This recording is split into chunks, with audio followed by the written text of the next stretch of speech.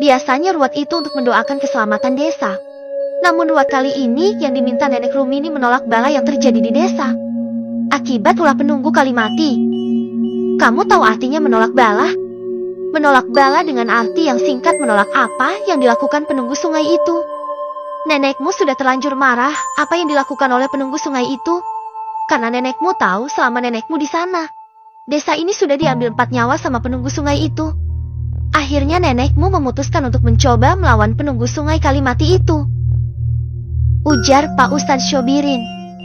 Dari awal nenekmu pergi saya udah punya firasat tidak enak, makanya saya diam-diam merhatiin nenekmu dari jarak jauh. Kalau boleh tahu, apa yang nenek saya lakukan di sana Pak Ustadz? Tanya Aisyah yang penasaran. Yang saya tahu cuma di hari ke-6 sampai ke-7. Di malam ke-6 saya berada tidak jauh dari tempat nenekmu meruat. Saya lihat Nenek Rumini sudah diserang sama peliharaan penunggu sungai itu. Nenekmu lalu melawan. Dan gak berselang tiba-tiba saja tubuh Nenek Rumini sudah berada di tengah air sungai itu. Saya terkejut mau bantuin apa tidak. Sedangkan ini aja masyik di hari ke-6. Dan akhirnya saya hanya bantu doa saja semoga tidak terjadi apa-apa sama nenekmu. Saya tidak tahu apa yang terjadi berikutnya. Karena pas mengacung lama penyerangan itu udah dengar suara ayam berkokok menandakan sudah mau pagi. Akhirnya saya balik ke rumah. Tepat di malam ke-7 perasaan saya setelah sholat maghrib udah mengacung menentukan seperti ada dorongan harus segera ke sana. Akhirnya saya memutuskan ke sana. Dan benar saja nenekmu lagi bertarung sama genderuwo peliharaan sungai mati itu. Nek Rumini berhasil memukul mundur genderuwo itu. Tetapi nenekmu muntahkan darah enduk. Dan mengacung selang berapa lama keluarlah penunggu asli sungai itu. Saya pun baru ini juga melihat penunggu sungai itu dengan mengenakan pakaian kerajaan. Seperti kerajaan besar dan semua makhluk gaib tunduk saat dia keluar dari dalam air. Saat wanita itu hendak menyerang nenekmu, dengan cepat saya melempar tasbih saya untuk menangkis serangan dari wanita itu sampai-sampai membuat ledakan yang cukup besar di tempat itu. Saya tahu betapa besarnya kekuatan wanita itu sampai-sampai tasbih pemberian Kek Malik saja bisa hancur. Jika mau saya mati konyol, akhirnya saya membawa Nenek Rumini pulang dengan selamat. Kalau boleh tahu Pak Ustadz tahu siapa wanita itu? Tanya Aisyah, yang sudah mulai tertarik dengan hal gaib. Setahu saya dari Kek Malik nama wanita itu Putri Larasati atau disebut Nyai, jawab Pak Ustadz yang nampak takut. Jangan disebut namanya di desa ini enduk, jawab Pak Ustadz khawatir. Belum Pak Ustadz menjawab. Kenapa emangnya Pak Ustadz, tanya Aisyah yang penasaran. Kita yang menyebutkan nama itu akan didatangi oleh Nyai.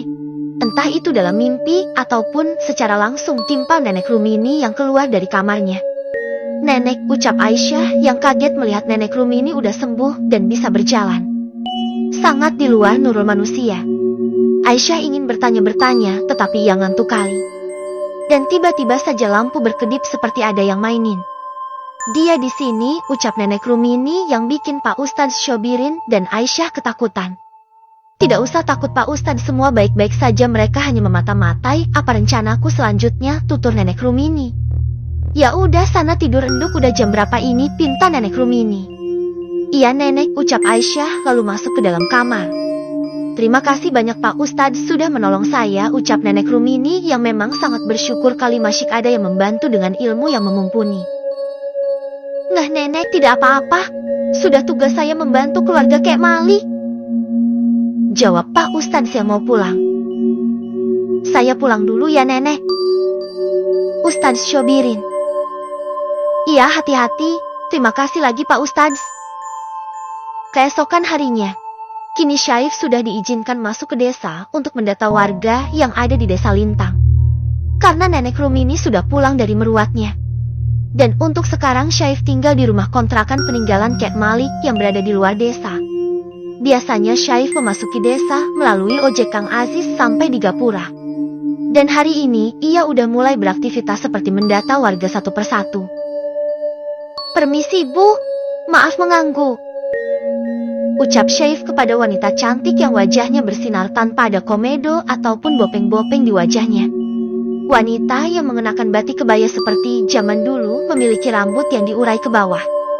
Dan wanita ini yang memiliki rumah di dekat Gapura, yang pertama kali dikunjungi Syaif.